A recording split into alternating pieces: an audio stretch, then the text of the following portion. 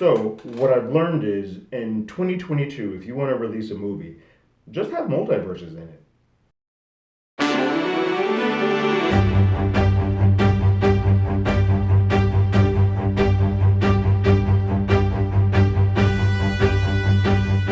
Hello, everyone. Terrence here with Hollywood Already Did It. If you haven't already, go ahead, like, share, subscribe to the channel, ring that bell below. Anytime we have something, you will be among the first to know. I've been waiting to see this one for a while. I've had people coming to me and telling me, "Oh, you're gonna love it. You need to see it. You need to see it." And I'm kind of like, "Shut up, shut up." I don't want to go in with any high expectations. I kind of just want to go in and see the movie. So I've finally seen Everything Everywhere All at Once, and wow, it is a fantastic film. I'm just going to go ahead and get that one out the way now.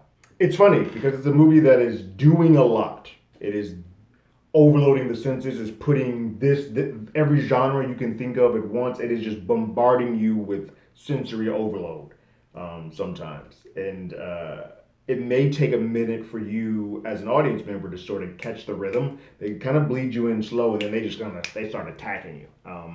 And so that may take a minute for you to get used to. Once you're in the rhythm, I think you'll get it and you'll start going along with it, and it's just a fun ride. This movie has some fantastic acting and visuals and set pieces uh, that all come together and to tell what is honestly a very simple and poignant, heartfelt story. It is a story about an Asian family with the mother, matriarch of the family, played by Michelle Yeoh, Evelyn. She is a very prickly woman, if you will. She offends her husband, who wants a divorce. She offends her daughter, who just doesn't feel like she's good enough for them. Even and then what we come to realize is that their family dynamic is the way that it is because of things that have happened to her in her life. And so what we see is over the course of this, it plays almost like a Matrix or Scott Pilgrim, the way that the effects in the world sort of gets built and keeps going and going and going. But what we use is these multiverses, and we jump from multiverse. And I won't explain all of that to you. That gets really into spoiler, and it gets really heady, and you kind of got to see it to understand it. But it starts positing what if you went left instead of going right? Like in your world, instead of doing everything the way that you did them, what if there's another universe somewhere where you chose to go this way instead of going that way?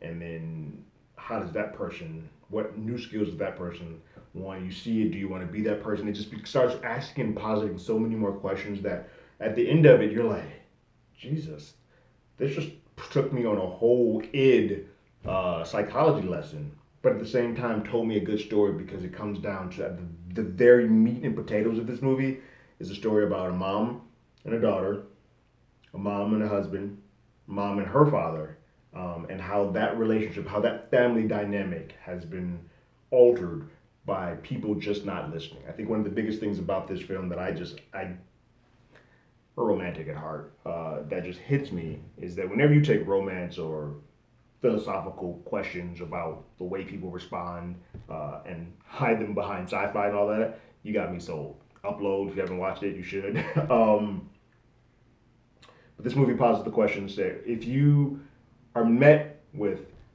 antagonistic thoughts and antagonistic feelings, your first response is always to respond back with violence.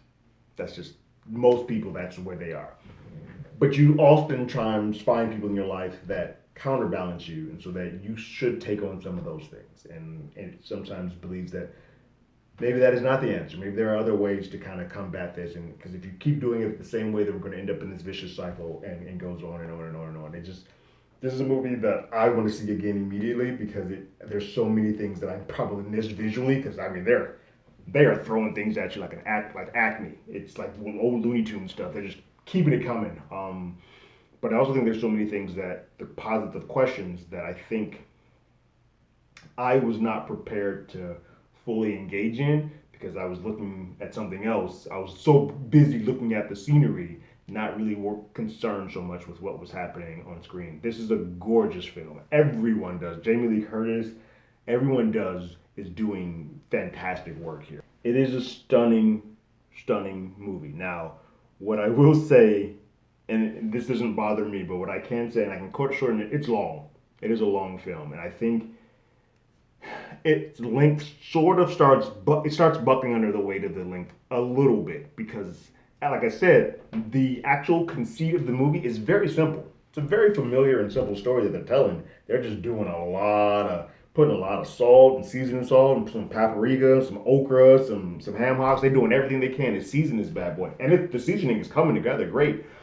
It's just that I don't know if we needed to do this for as long as we did. I think you could cut some things or pull back some things because you feel like you were on a roller coaster ride. Not only is it long, it's exhausting because there's, like I said, they're just sensory overloading. And when it finally takes you on that roller coaster, it's like this movie acts like a roller coaster. Now that I think about it, it goes to tick, tick, tick, tick, tick, like it's taking you up that thing. You can see on the other side of that, you're about to drop down. And then you drop and you're just going nonstop for a good 2 hours, maybe hour 40, hour 50. And then it comes down to slows. And you have that minute where you're waiting for the car in front of you to unload, and you kind of like, all right, whew, that rush is over. You're kind of coming down off that hill. That's how this movie acts. That can be exhausting for 2 hours and 20 some odd minutes. So I think that is where, while it is great for me, I don't know if this is going to be for everybody because there's a lot. It reminds me, if anyone has ever seen Moulin Rouge, which was one of my favorite movies, the start of that film is like an acid trip. The spectacular, all of that stuff that is just going frantically. Imagine that piece of the film for the entire movie. That's the speed that this film is going at, and that can go either you're either in that or you're out, and it's a very deliberately paced and deliberately sensory overload type of situation, and that will depict which way this you feel about this movie. I enjoyed it, but I can see how it could be a lot for some people. So, oh, my skill of once is enough. Play it again, Sam. Yeah, I didn't mind that, or give me a time zone so I never have to think about this film again. This is a play it again, Sam. I don't know when I'm going to watch it again. I'm not going to go to the theater again to watch it. I will probably wait till it comes on streaming. I want to see it so I can kind of dissect it a little bit more.